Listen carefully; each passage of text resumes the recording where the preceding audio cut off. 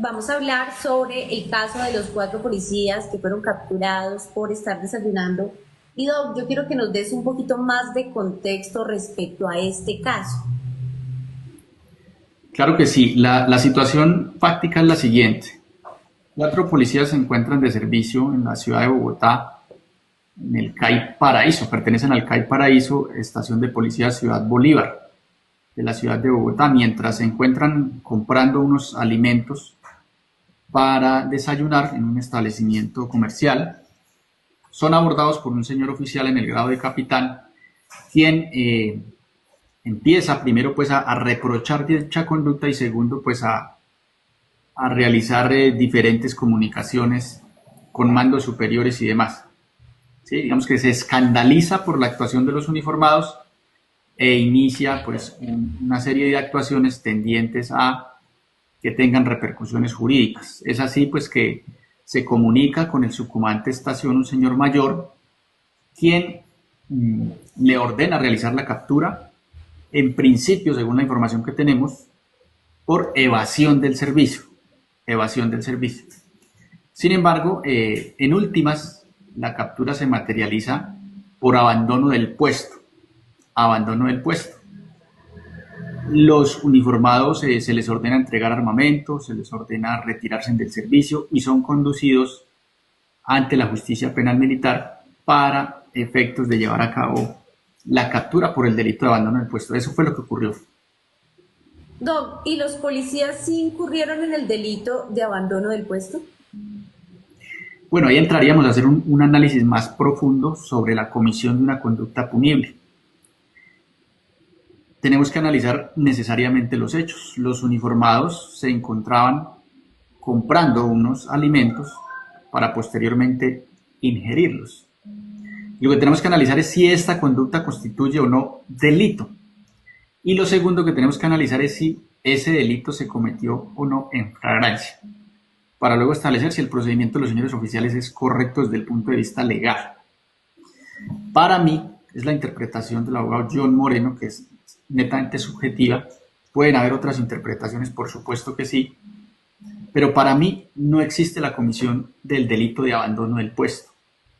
Primero, aclaremos en qué consiste el abandono del puesto. El abandono del puesto, dice por allá el artículo 105 del Código Penal Militar, que incurre en el delito de abandono del puesto quien se encuentre dormido, quien se encuentre bajo los efectos de sustancias psicotrópicas, alucinógenos, ¿sí? Quien se encuentre bajo estado de embriaguez o de alicoramiento. Y hay una parte de ese artículo que menciona que quien abandone el puesto por cualquier tiempo, ¿sí? Que podría ser como la interpretación que de pronto el señor oficial capitán y mayor quisieron darle. Sin embargo, este artículo debe ser interpretado de manera integral. O sea, no podemos sustraer simplemente esa partecita de abandonar el puesto por cualquier momento para indicar que se constituyó un delito, que se tipificó una conducta punible. Tenemos que analizarlo integralmente. El artículo me refiero.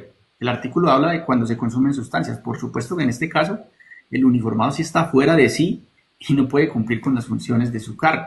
Si está bajo los efectos de sustancias, pues igualmente, ¿sí?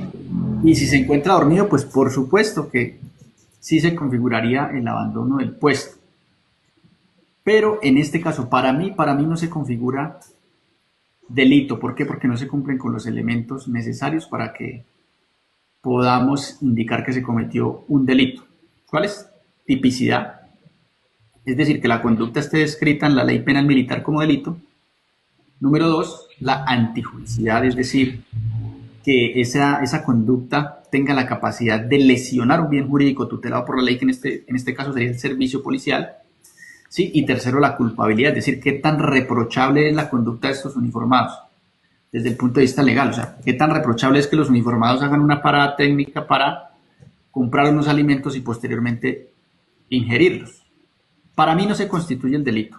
Y desde la jurisprudencia, en esto ya ha sido reiterativo tanto el Consejo de Estado como la Corte Suprema de Justicia, y se habla de que este delito de abandono del puesto es un delito de peligro. Es decir, que se debe analizar lo que se conoce como el principio de lesividad. Es decir, necesariamente la conducta tiene que poner en riesgo inadmisible el bien jurídico tutelado por la ley, es decir, el servicio, o lesionar el mismo. Poner en riesgo inadmisible o lesionar el bien jurídico, es decir, el servicio. Y para mí esto no ocurre acá en este caso. Para mí no incurrieron en un delito y no debió existir captura para los 4 uniformados que estaban incurriendo en esta conducta de comprar unos alimentos para posteriormente ingerirlos. ¿Puede constituir falta disciplinaria, Doc? Falta disciplinaria.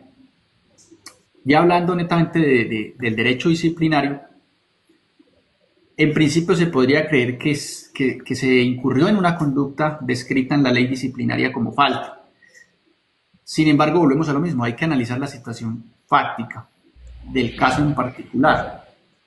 ¿Sí? Para que podamos hablar de falta disciplinaria, debemos tener en cuenta también 3 elementos muy similares a los que se tienen en cuenta para la comisión de un delito, y son la tipicidad, primero, es decir, que esa conducta esté descrita en la norma disciplinaria como falta. Segundo, la ilicitud sustancial, ¿sí? Es decir, que se afecte sustancialmente el servicio con esa conducta.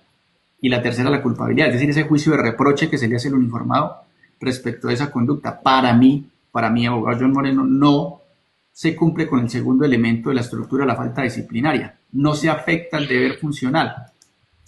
No hubo una afectación al servicio, no hubo una afectación al deber funcional. El deber funcional lo constituyen varios elementos, entre ellos las funciones propias del cargo de cada uniformado, y para mí no se incumplieron.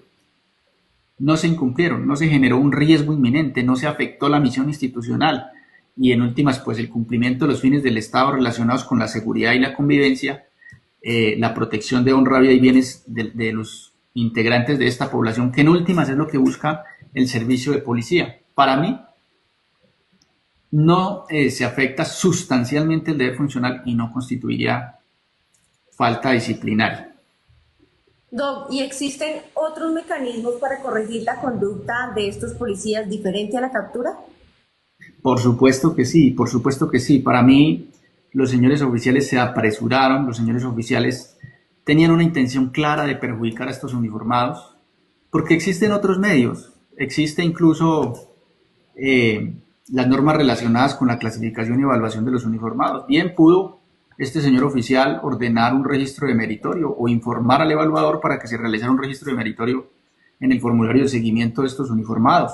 Segundo, si consideraba que existía una falta disciplinaria de parte de estos uniformados, pudo redactar el informe y ponerlo en conocimiento del ente disciplinario, del CRAE, ¿sí? Y lo respectivo, si consideraba que se cometió un delito, pues presente la respectiva denuncia y que allí la justicia penal militar sea la encargada de determinar si existió o no la comisión de una conducta punible a la luz de la justicia penal militar. Pero entrar a capturar sin tener todavía esa claridad y esa certeza de si esa conducta constituye o no delito, para mí es incorrecto y es lesivo. Es lesivo no solo para los uniformados, porque por supuesto que los afectó en su honra, en su buen nombre. En este momento esos uniformados se encuentran totalmente destrozados porque esto se volvió mediático.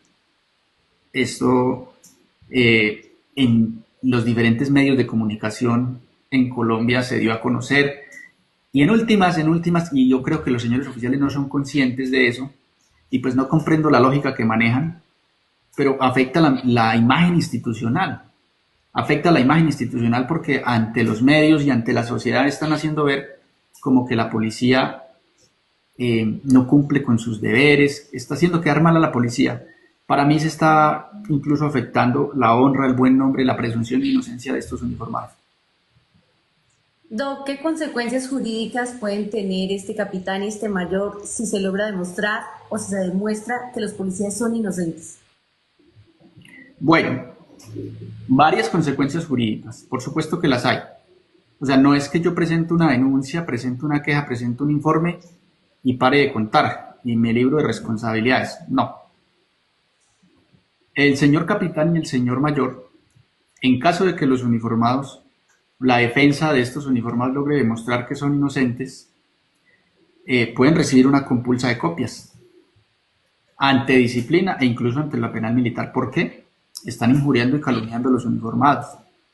están afectando su honra y su buen nombre. Por otro lado, el Código General Disciplinario establece que cuando se interponen quejas o informes temerarios, ¿sí?, es decir, sin fundamento jurídico probatorio, sino con el ánimo de afectar a los uniformados nada más, o al servidor público, pues el jefe de la Oficina de Control Disciplinario está en la facultad de imponer una multa, incluso llega hasta los 6 salarios mínimos legales mensuales vigentes para cada uno de los oficiales en caso de que eso se llegue a comprobar, y por supuesto las respectivas compulsas de copias si es que el caso lo amerita. Entonces sí tienen consecuencias jurídicas. Doc, ¿por qué piensas que últimamente se están dando estos shows mediáticos con la captura de policías? Doctora, yo pienso que es una mala praxis de los señores oficiales, porque coincidencialmente siempre pasa es de miembros del nivel administrativo, señores oficiales, versus miembros del nivel ejecutivo. Entonces, pareciera que el enemigo no está fuera de la institución, sino dentro de la institución. Entonces, hacerle la vida imposible al policía, hacerlo quedar mal, injuriarlo, calumniarlo, deshonrarlo, mancharle su honor, su honra, ¿cierto?